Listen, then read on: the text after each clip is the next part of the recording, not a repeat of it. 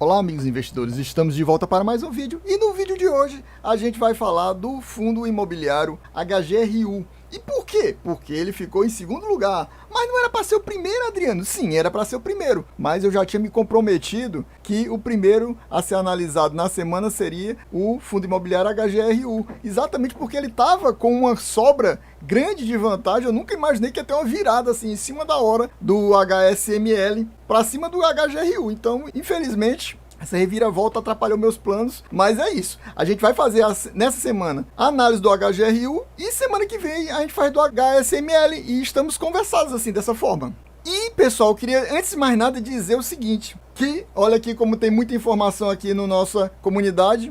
O HGRU é da Credit Suisse. A Credit Suisse acabou de ser comprada e por isso a gente não sabe como é que vai ficar. Mas com certeza vai acontecer alguma mudança, porque a Credit Suisse agora que foi comprada pelo UBS, provavelmente vai começar a ser a gestora do HGRU. Então pessoal, não esqueça de sempre dar uma passadinha aqui na nossa comunidade para ficar bem informado. Aqui também você vê juros sobre capital próprio da Vivo. E é isso aí, vamos lá. Então pessoal, no momento a cota do HGRU é R$ 115,30. E nas últimas semanas ele teve uma mínima de R$ 109,71 e uma máxima de R$ 129,35. Dividend yield nos últimos 12 meses foi de 9,91, um dividend yield muito bom, considerando que é um fundo de tijolo. E normalmente fundo de tijolo não tem um rendimento muito bom. É o padrão, porque esse aqui é um fundo que a gente chama de fundo high grade. Então esses fundos high grade, normalmente eles têm um dividend yield mais baixo, quase 10% é um dividend yield muito bom. E a valorização do fundo nesses últimos 12 meses foi de 4,77%. O interessante a gente ver aqui é que esse fundo é um fundo que,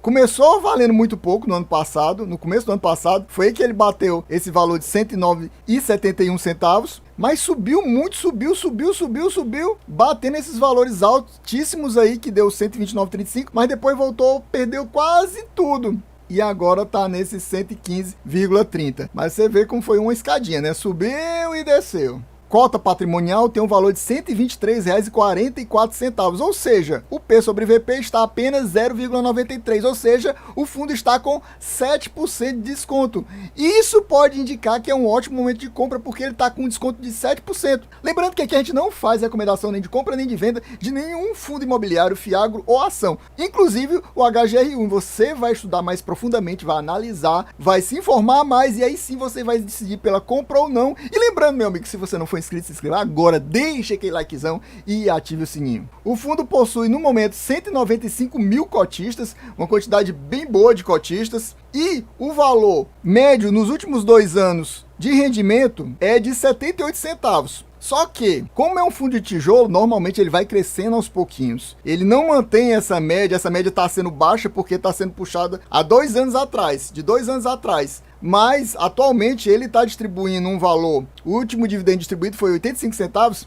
e eu já li o relatório gerencial e já posso adiantar que eles dizem que 85 centavos para ele é tranquilo de ser pago. Eles poderiam até estar pagando mais, mas eles preferiram se resguardar mais. É um fundo bem conservador. E aí diz, não, a gente vai continuar mantendo a nossa sistemática, que é o que eles fazem? Eles distribuem um valorzinho nos primeiros 5 meses do semestre e no último eles dão uma porrada. Toda vida eles fazem isso. Você vai ver daqui a pouco. Eles dão uma porrada de rendimento. Eles vão acumulando esses ganhos extra e distribuindo tudinho no último mês do semestre. Ou seja, em junho, em dezembro, ele dá 2 porradas toda a vida. É esse o esquema dele, do fundo. A gente vê que ele tem uma liquidez diária muito boa, quase 3,5 milhões também. E esse dividendo distribuído de 85 centavos rendeu, em termos de yield, 0,74%, que é mais ou menos o padrão desses fundos de tijolo. É difícil um fundo de tijolo ficar acima de 0,74, 0,75, dificilmente passa de 0,80. Até 0,80 ainda é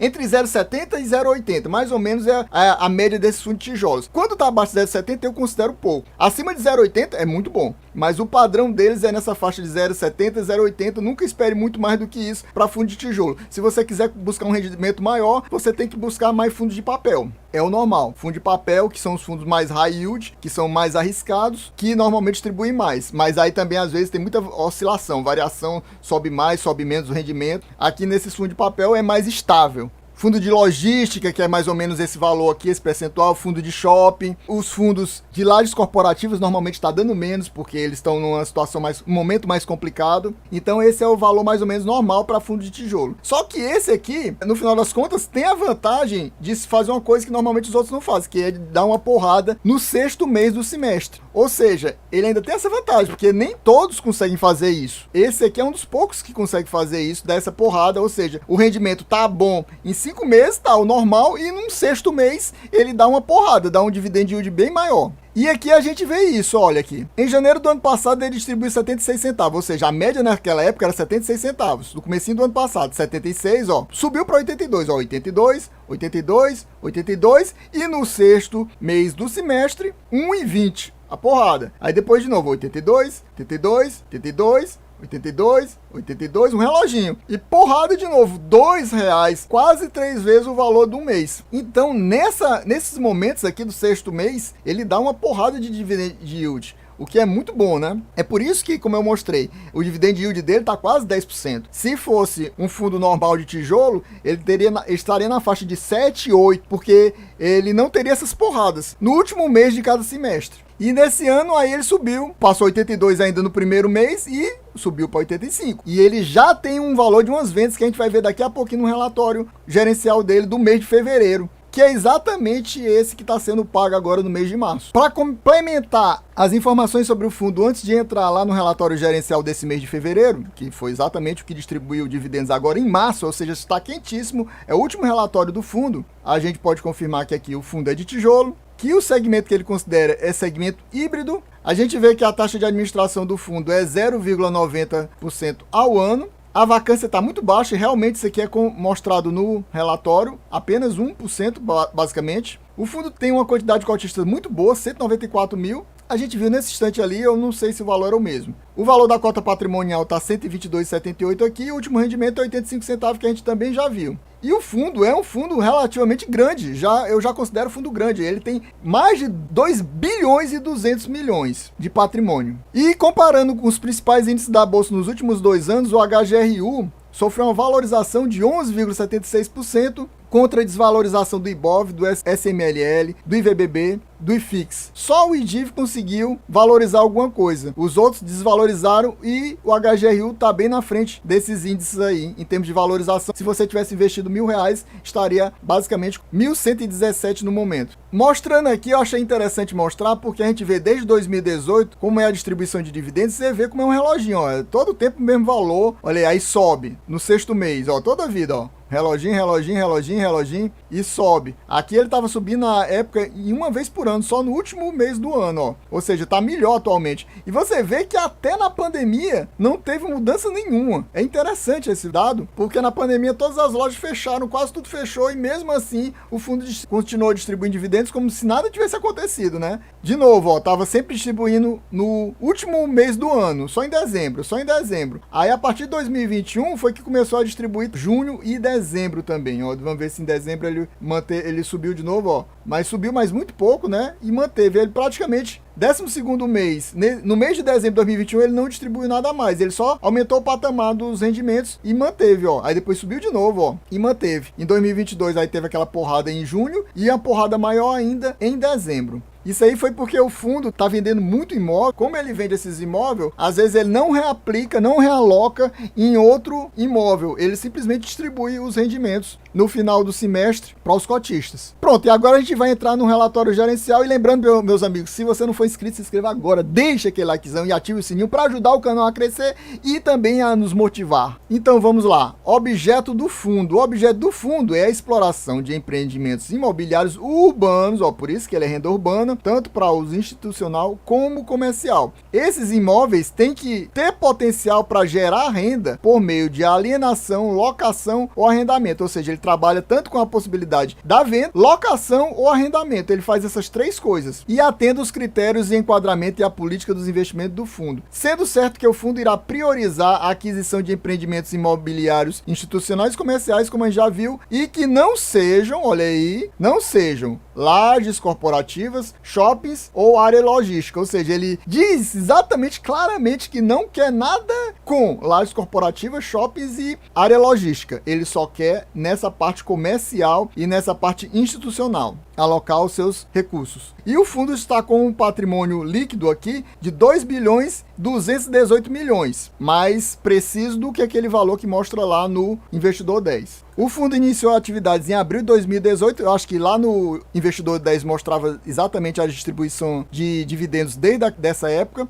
Aí ele mostra como escriturador e custodiante não é um administrador, o Itaú. Como administrador está o Credit Suisse, como eu falei para vocês, que foi comprado agora por outro banco suíço. E é como se fosse o administrador e o gestor ao mesmo tempo. Aliás, todos os fundos que começam com a HG, né? Porque é de Red Grifo, são geridos dessa forma pela Credit Suisse. É como ela fosse administradora e gestora ao mesmo tempo. E aí você vê que aqui ele mostra uma taxa de administração diferente do que a gente viu lá no Investidor 10. É 0,7% ao ano, é uma taxa bem pequena. Só que ele cobra uma taxa de performance, que é de 20% do que exceder 5,5% ao ano da cota de integração da atualização pelo IPCA. Teve até o momento 4 emissões de cotas do fundo. Aqui a gente confirma que o relatório que eu estou lendo é exatamente o de fevereiro de 2023. E aqui ele mostra que o valor da cota de mercado, no momento que foi feito o relatório, era de R$ 114,30, o valor de mercado, e o valor da cota patrimonial, R$ 123,44. E a quantidade de cotistas é 195.452, e o rendimento foi exatamente esse que eu falei, que é a primeira vez que ele está pagando 85 centavos por cota. A partir desse mês agora de março, que ele está pagando 85 centavos, ele deve manter, segundo o relatório, a gente vai ver daqui a pouco, ó. O dividend yield atual dele é 8,9%, e ele fala também, ó, alavancagem, pessoal, para quem não sabe, é sinônimo de dívida. Ele tem 4,1 de dívida, que é uma dívida bem pequena para um fundo tão grande. Mas como é 4,1 de um fundo de 2 bilhões, também não é algo desprezível.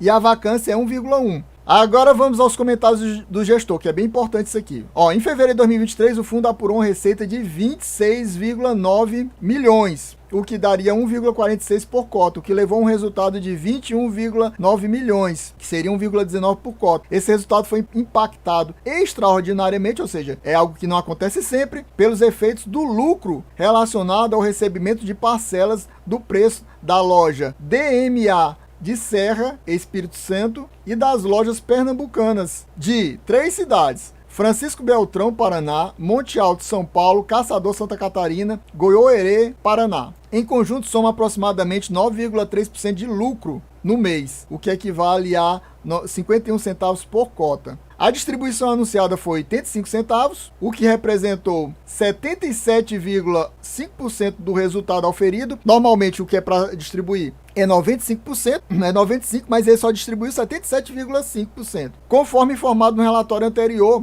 o time de gestão avaliou o novo patamar da distribuição como sustentável, ou seja, que dá para se manter, e decidiu aumentá-lo em 4% em relação ao patamar anterior, que era 82 centavos, ou seja, subindo para 85 centavos. Na nossa visão, foi um aumento conservador, como eu falei. É um fundo mais high grade, aí ele é mais conservador. Ele corre menos riscos e aí ele tem essa estabilidade maior. Aumento conservador para esse semestre, pois o lucro acumulado já seria suficiente para um aumento maior, ou seja, eles poderiam, se quisesse, dar um aumento maior e passar ele a mais do que 85 centavos. No entanto, quando olhamos o médio prazo do fundo sem qualquer novo ganho de capital, decidimos por um aumento menor. Além disso, conforme costumamos fazer, mantemos a prática de distribuir o excedente ao final do semestre, que a gente já viu que ele está fazendo, que é distribuir uma porrada nos meses de junho e dezembro. Isso aqui foi um comentário muito importante, muito relevante, por isso que eu resolvi mostrar para vocês. Aqui nesse momento do fundo, ele mostra uma tabela de vendas que o fundo fez recentemente, não só dessas 4 lojas que ele citou, mas como outras lojas pernambucanas. E aí os valores aqui de cada uma das vendas. Muitas lojas pernambucanas vendidas. Que ele mostra que a maior parte do fundo, 1 bilhão 862 milhões, é imóveis. Ele tem 300 milhões investido na SPVJ11, que é um fundo imobiliário. Ele tem mais 90 milhões em outros FIIs, mais 160 milhões em CRIs, além de renda fixa,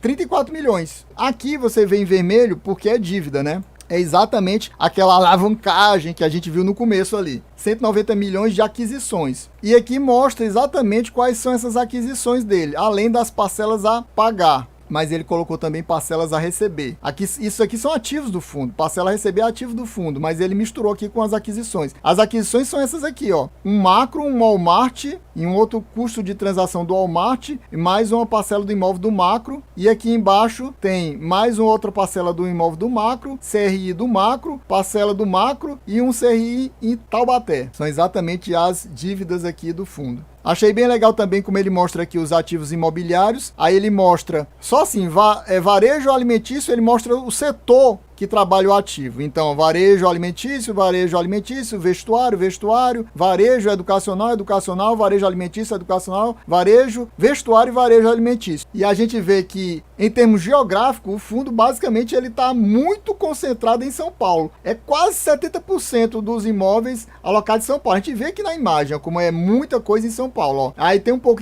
no Paraná, cerca de 12%, 7% em Minas Gerais, 7% no Rio de Janeiro, 5% na Bahia, 1% no Rio Grande do Norte, quase nada na Paraíba, 0,8%. E aqui ele mostra uma lista dos imóveis. Aí vocês vão ver como são muitos.